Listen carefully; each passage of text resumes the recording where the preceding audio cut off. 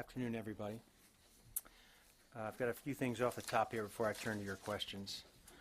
First of all, our thoughts and prayers here at the Department of Defense are with the people of France and Egypt and the families of all those affected by the situation with Egypt Air Flight 804.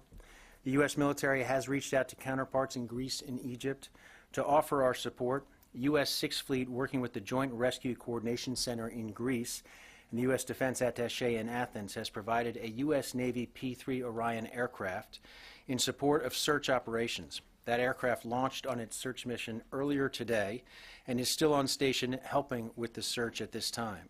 The Department stands by to provide any other assistance that is requested. And at this point, the investigation is, of course, just beginning, and if we have any information that could potentially be helpful, we will be, of course, happy to provide it in the future.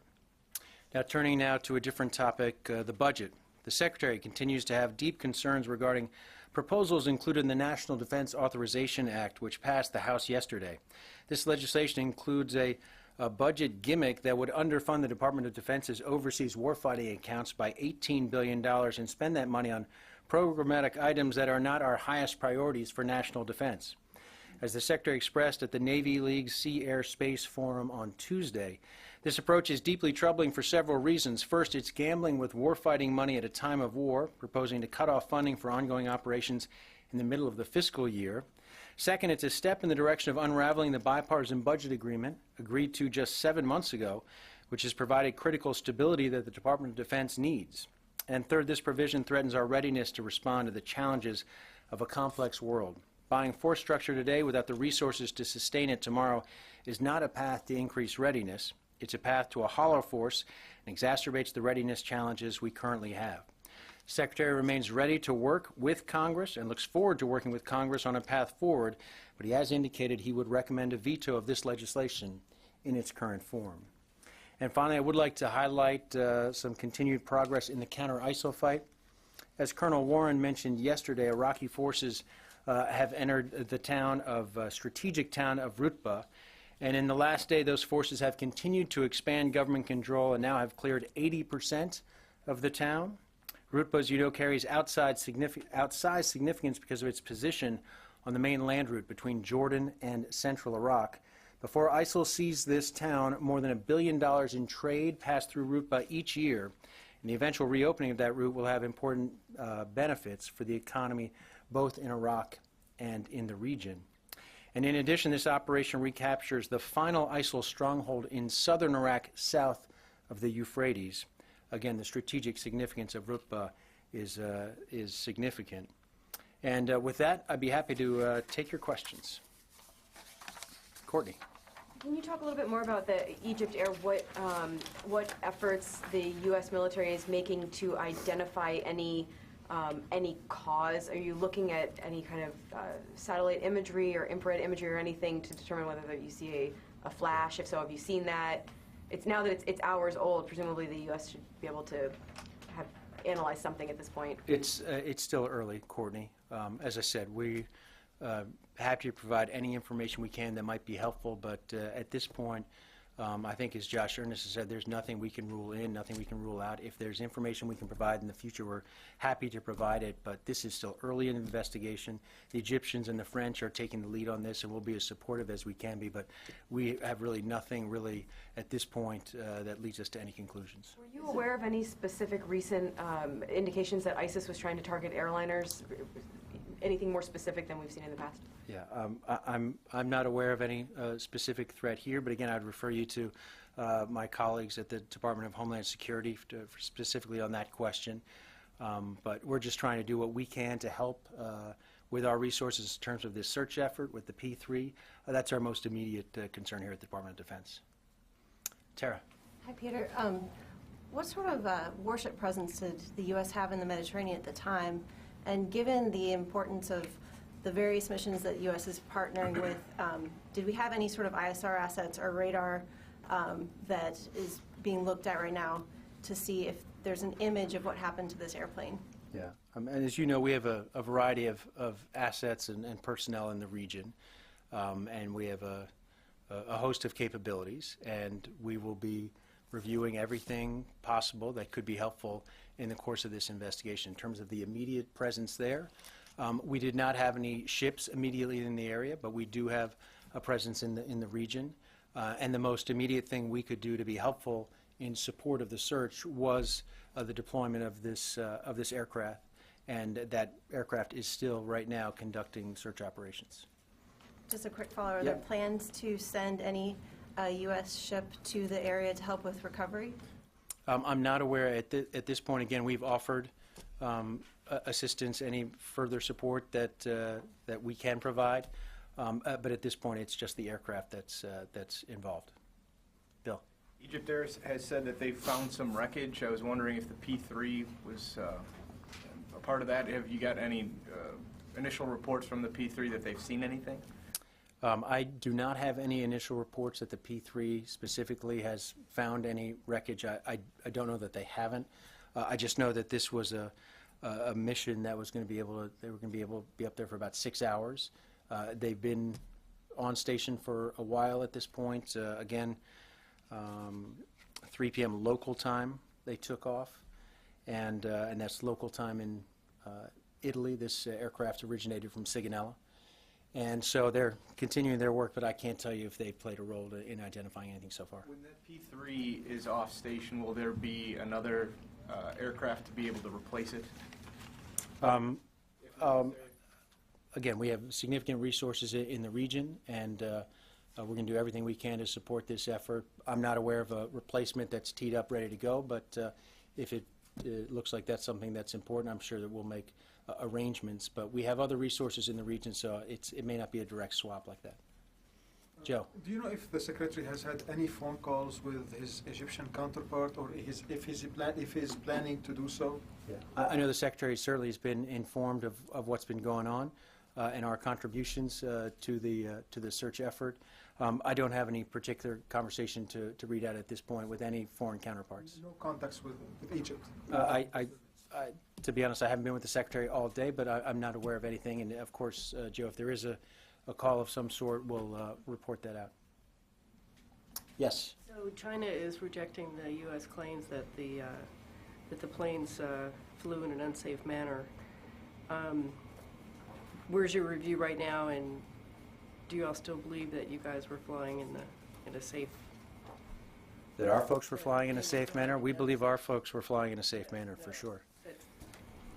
That they were flying in an unsafe manner. You still Yeah, believe? this incident is still under review, but certainly our aircrew felt that this was not conducted in the safest and most professional way, and so we'll continue to review all the facts in this case. And this is an area where we have not had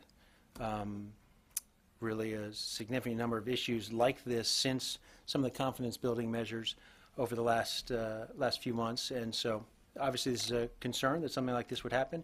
We'll go through the review process and determine what, if any, appropriate action is needed. Can you just walk us through the facts of what's known about what happened in this interception? We're still going through the review, but again, our aircraft was flying in international airspace, and again, I can't walk you through every single detail, but there were 2 Chinese aircraft that approached, and our aircrew felt that the approach was not conducted in the safe and professional manner, and so that's the concern that we have, and that's what's being reviewed at this time. Seems like it happened near Hainan Island, though, so doesn't that give credence to China's claims that the U.S. is trying to, violate their airspace or, violate their sovereignty or something like that? My understanding, this happened in international airspace over the South China Sea, and we have continued to fly, sail, and operate in wherever international law allows, and we feel confident that our crew is conducting this, again, in an international airspace as allowed under international law. A quick question about Okinawa. An American citizen, U.S. defense contractor, is a suspect in the murder of a local Japanese woman. Any comment? Yeah, give me 1 second here.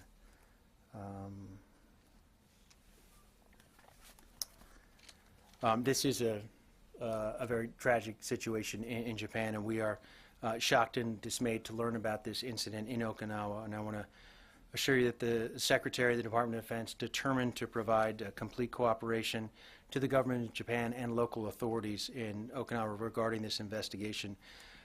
This is an appalling tragedy. Secretary Carter joins Ambassador Kennedy in expressing his sincere condolences and sympathies to the victim's family and friends.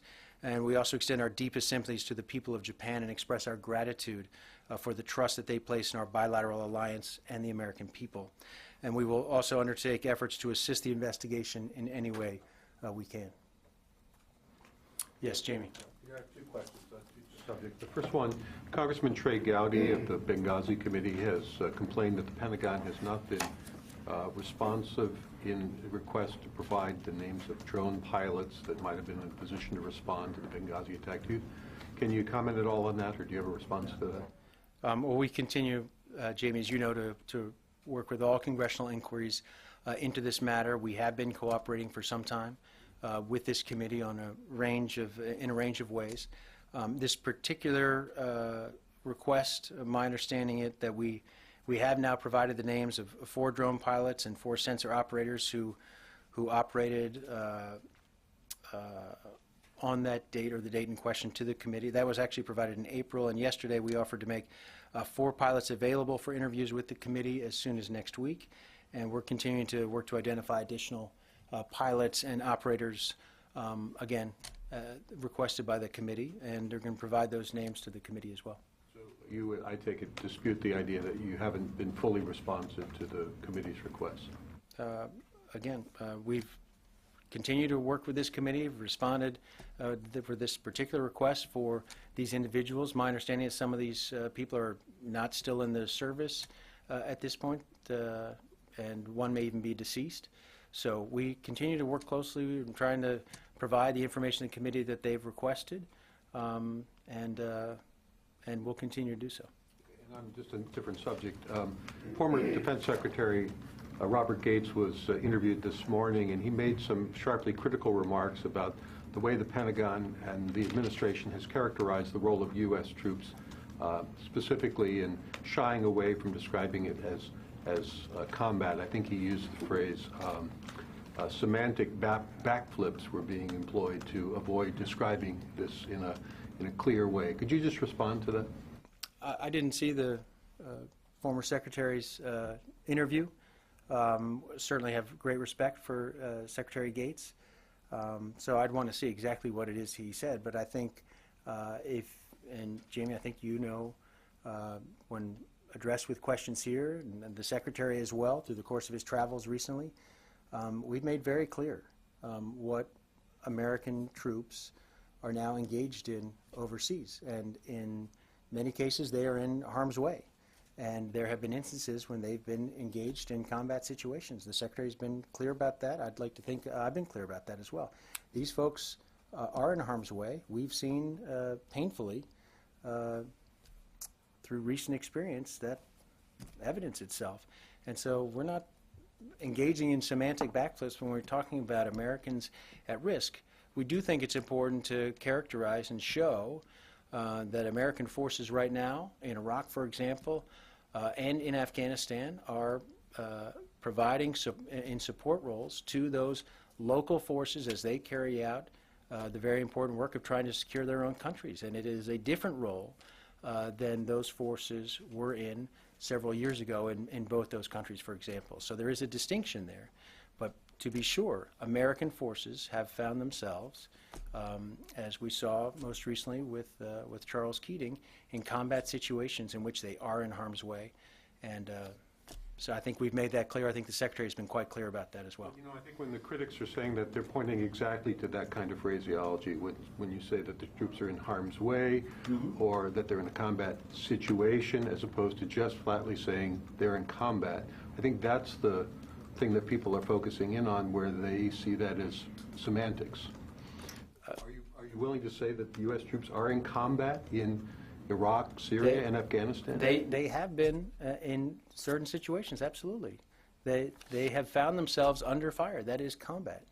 Again, I don't think we're disagreeing with you, Jamie, but But it is fair as well to say that the role of U.S. forces in places like Iraq and Afghanistan is different than previously when they were in the lead in terms of combat operations. They are not in the lead in combat operations now, but they certainly have found themselves in combat. Yes, that's a fair statement. Yes, Lucas? Going to the war against ISIS in Iraq particularly, in December, top officials said that 40% of ISIS-held territory had been recaptured from ISIS, and now that number has moved to 45%. In Iraq. Is Secretary Carter satisfied with the pace of operations? It's only a 5% difference from 5 months ago. Lucas, I think the Secretary's made clear that he wants to accelerate the defeat of ISIL, and until that happens and their claims to a caliphate and are eliminated, that he won't be satisfied. He'd like this to move faster, and I think he's made that clear from the start. Does the Secretary think that the recent bombings in Baghdad that have killed over 200 people in the last week will slow down that effort, that efforts to take Mosul and other parts of the caliphate are now, the timing is going to be pushed to the right? I don't think the Secretary feels that way. Obviously, we're watching the situation in Baghdad closely. Certainly the violence that's been brought forward by ISIL is just once again raises the question, or not the question, but makes the point that the need to defeat ISIL is, we need to accelerate that to eliminate the kind of threat that it poses in Baghdad and in other parts of Iraq. And by, again, taking the fight to ISIL, perhaps we can reduce the chances for those kinds of attacks going forward. Yes, Idris. Going back to the South China Sea, last year China and the United States came to an agreement on the rules for air-to-air military encounters. The most recent intercept, how is that not a violation of that agreement? I don't know that it is or it isn't. We're, again, reviewing the information from this, as I indicated earlier. That agreement, as you said, has reduced these instances, which we think is a good thing. We think those confidence-building measures have been productive, and so we'll review this incident and determine whether or not there needs to be an appropriate response. Have you brought this up with the Chinese yet, specifically how this might go against the agreement? I think we're reviewing it, and we'll, of course, use all the appropriate diplomatic channels to register our concerns as appropriate once we've concluded ourselves what happened here and the circumstances. So this happened on Tuesday. When do you think the review is going to be complete? We'll let you know. I don't have an exact deadline for you, but again, there are diplomatic channels for us to pursue in these instances, and we'll do so. Yes, Laurent. Can you tell us at what distance of Hainan the American plane was when it was intercepted by the two Chinese aircraft? I do not know from right here. We can try and take that question if you'd like. Yes. Two NDAA questions. Both the House and Senate NDAA seek to reduce the size of the National Security Council staff. Does the Secretary agree with his three predecessors that that's something that needs to be done? Listen, I'm not going to get into every detail of the bill at this point. The Secretary has expressed his views about one particular component that has direct bearing on us, and that, of course, is the funding. And again, I'm not going to get into every single aspect of the bill itself, other than particularly on the area of greatest concern for the Secretary is the question about funds going forward. The House NDAA passed yesterday would cut funding both for DIUX and the Strategic Capabilities Office. Those are two of the Secretary's biggest priorities. Any thoughts on that? Again, I'm not going to go into every single detail about the bill right now. He's expressed his reservations about the funding part of it. I will say on those two things, those are two priority items for the Secretary, and feels they're important, and I'm sure he will look forward to engaging with Congress on why funds for those operations, those particular units, are important at this moment in time. Yes, Paul. Peter, going back to Iraq for a second, can you talk about, so the defense officials here have talked about how this represents a shift in ISIS strategy from conventional fight to one of more, going back to their terrorist roots, I think is the phrase that's been used. As the Secretary is looking for ways to accelerate this fight, can you talk about how he's planning to shift the U.S. strategy accordingly, away from perhaps preparing for conventional battles and more toward preventing terrorist attacks like this one? Well, I think this is something that will continue to work in conjunction with the Iraqi government in support of their forces, whether or not adjustments need to be made with regard to protection in Baghdad. This is something that we'll continue to have a conversation with the Iraqis about the threats they face, the threats our forces face in the region as well. Of course, force protection is critically important to us. But in terms of the fight and the campaign plan for defeating ISIL, I don't know if we're going to see significant changes on that front because, again, that's moving forward. We're seeing progress on the ground. The effort to isolate Mosul, the effort in Syria to isolate Raqqa, that'll continue. But of course, there will be adjustments regarding the threats within Iraq itself as ISIL does continue to adapt. I think you've heard General McFarland, General Votel talk about the need for us to adapt to the threats that ISIL poses, and we'll continue to do so. Do these attacks raise any new concerns about the extent to which Shia militia provide security in Baghdad? I think, with regard to security in Baghdad itself, these are questions that the Iraqis have to deal with. We'll provide as much support as we can in terms of advice and assistance on adjustments that could be made. But with regard in particular to individual forces, again, the security situation in Baghdad is something that the people of Iraq need to confront. The government of Iraq needs to confront. We'll do everything we can to support them. In terms of the American presence there, you have no concerns about that? In terms of the American presence in Baghdad itself, we feel confident that we've taken the appropriate force protection measures to protect our people. Just very last quick question on the Egypt airline. Can you confirm that this is still a search and rescue mission and it hasn't transitioned to a search and I'm going to leave that to the investigators, to the authorities in Egypt and France to characterize it. I've been able to share with you what we're doing at this moment to try and assist. Yes, Jenny. Thank you, Peter. On South Korea, can you confirm whether the U.S. forces conducted any Zika virus test in South Korea recently? Yes. Jenny, I'll take that question. I'm not aware of any Zika virus test. I think this is a question that came up even last week. I'll take that question to double check, but I'm not aware of any Zika virus testing that's taken place in South Korea. Thank you. Yes. Yes. Is DOD perhaps helping the Egyptian government in order to check the list of passengers of the Egyptian plane to see if they find any links with jihadists or groups? Again, just on behalf of the Department of Defense, we're going to provide whatever support we can to this investigation. I'll leave it to Department of Homeland Security and other federal agencies that may be in more direct communication with the Egyptians about some of these issues. But I think you've heard even from Josh Earnest already, the U.S. government stands ready to assist in whatever way we can with this investigation. In regards to Mexico, last week Secretary Ashton Carter have mentioned in the change of command ceremony in NORTHCOM that Mexico has become a global exporter of security, both in the continent and beyond. What he was referring to, and what Mexico can do with the U.S. in Latin America.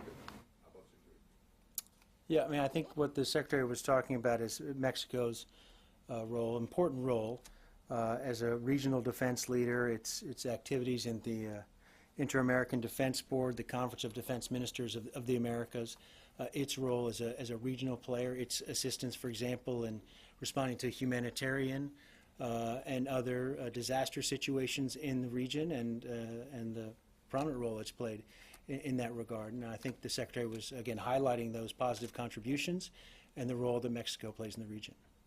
When he was referring to exporting security also beyond the borders or the continent, he was referring maybe to the possible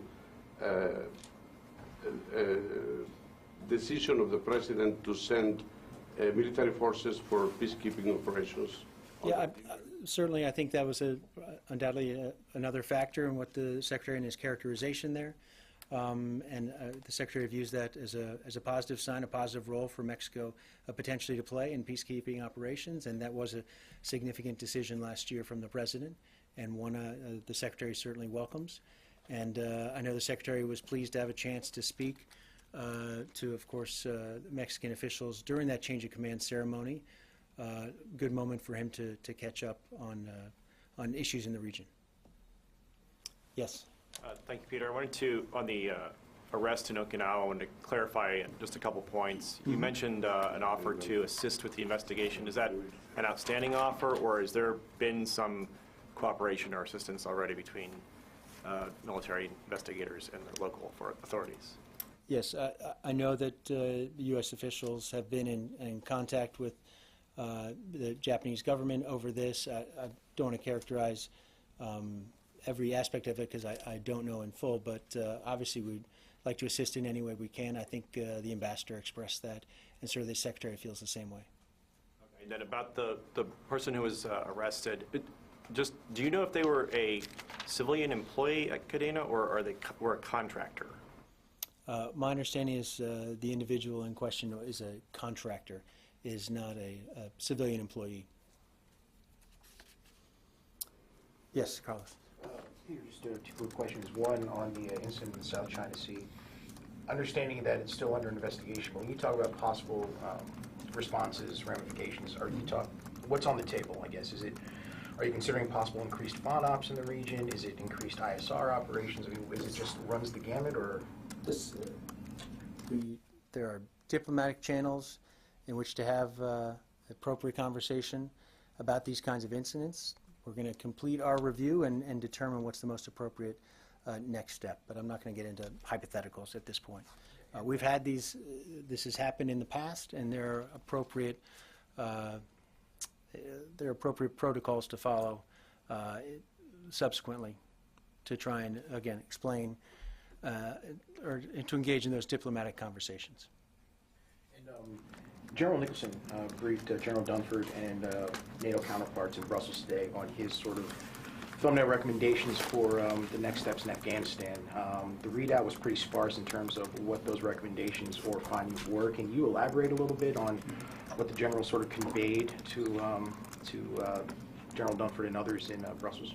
Yeah, my understanding is that what General Nicholson conveyed at that meeting in Brussels was a situational update on what's happening on the ground in Afghanistan at this moment in time. He spoke not just to U.S. Colleagues, but also to other NATO colleagues from other countries who may be involved in the mission in Afghanistan. And it was more an operational update. It was not a set of recommendations for the future. It was, this is what's happening today. Delivered to the White House, was it the end of mid-June, I think was sort of the tentative timeline for that? My understanding is General Nicholson is still set to meet that 90-day window, if you will, and fully intends to meet that, following the chain of command in terms of reporting his recommendations up through the chain of command. Yes? Getting back to the Egypt air flight, my understanding, as it's been explained to me, is that the plane, when it went down, was in a safe area that's considered not a threat, or it's not considered to be many threats to civilian aviation.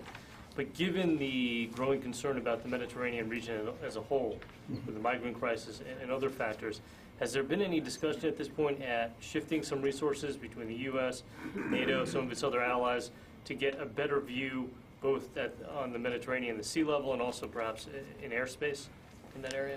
Well, this is obviously there's a NATO mission there dealing with the migrant issue, and there are NATO assets in the region for that reason. There's obviously the U.S. has a presence there. Our other NATO allies have a presence, but I'm not aware of anything specific, particularly to an aviation threat that has required the shifting of NATO resources. I'd refer you to NATO for that specifically, but we have a fairly significant presence in the region, as you know, and we were able to deploy an aircraft in this particular instance, but I'm not aware of any discussion of shifting U.S. assets to specifically deal with this kind of situation.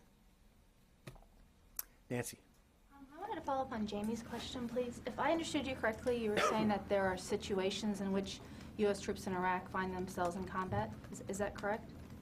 Yes. That's how you're doing it. When they're not in those combat situations, how does this department see their deployment? How does it define their deployment? Is it defined as a combat deployment no matter whether they're in those combat situations or not? And if not, how is it defined when they're not in those combat situations? Well, Nancy, I think you've heard us describe in detail the training and advising and assisting mission that that our troops are engaged in Iraq, the support we're providing to Iraqi forces, and I think that's how we would describe that mission. They are still in harm's way, each and every one of those forces, and they may not find themselves in combat every single day, but there have been instances in which they have, and that's how we would describe it. You're saying there's a distinction between being in harm's way and in combat, if I'm hearing you correctly? I'm just trying to understand the terminology to make sure I'm getting it accurate. There are circumstances in which U.S. forces have found themselves in combat, and certainly there are circumstances in which they're not directly in combat, engaged in a combat in which they find themselves in harm's way. That's true every single day in Iraq, and we're pretty clear about that. And we're going to continue to be, that there are situations in which U.S. soldiers are at risk every single day. I think the Secretary's been quite clear about that. Right. What I'm trying to understand is how you define what situation is harm's way and what situation is combat. That's what I'm having trouble with. I think we've explained it multiple times about the support role our folks are playing, the training that they're providing, the capacity building that we're conducting with Iraqi security forces, trying to enable them to secure their country. And in the course of doing that, given the situation with ISIL and the threat they pose, those U.S. forces find themselves in harm's way, and there have been instances in which they found themselves in combat. And every member of the U.S. military there has a right to defend themselves if they find themselves in that situation as well. Okay, so what you're saying is it's not continually combat, if I'm hearing you correctly. That there are some U.S. forces that right now are not in combat in Iraq. That's right. One more on Egypt there. Yeah. Given the previous security concerns about Charles de Gaulle Airport, is DoD considering issuing an advisory to service members in Europe not to travel through that airport? I'm not aware of any change in our current notifications to service members or civilians, for that matter. Yes, I'll go Bill and then Lucas. All right. The State Department had a release today that designated ISIS branches in Libya, Yemen, and Saudi Arabia as terrorist organizations. I was wondering if that had any impact on the way that the U.S. military pursues them or targets leaders. Certainly we support the actions taken by our State and Treasury colleagues, and as you know, targeting the finances of ISIL leaders is one of ISIL overall has been an important component of our fight against ISIL, and we've had success working with our colleagues in terms of targeting their financial network, and as you've seen from our direct airstrikes on their cash centers, we've been able to have an impact on ISIL's finances, so we think this is a step that, again, could also prove productive in terms of targeting and further damaging their financial network. But there's no specific change for us as a result. Lucas. Back to the China incident. Does the Secretary think the unsafe intercept by the Chinese fighter jets was an isolated incident, or does he think this is following a pattern? Lucas, as we've talked about in recent months, we've had these confidence-building measures in which these kinds of incidents have been rare, and that's been a good thing. So I'm not sure we're prepared to conclude at this point whether this was an isolated incident, but it's certainly not something we've seen a lot of recently, and that's been a good thing. And for all the reasons you would understand, this is about safe and professional conduct in the air, and particularly when our aircraft's in international airspace. What was the Secretary's first reaction when he heard about the incident? Lucas, I don't know what his first reaction was. I wasn't there when he learned about it.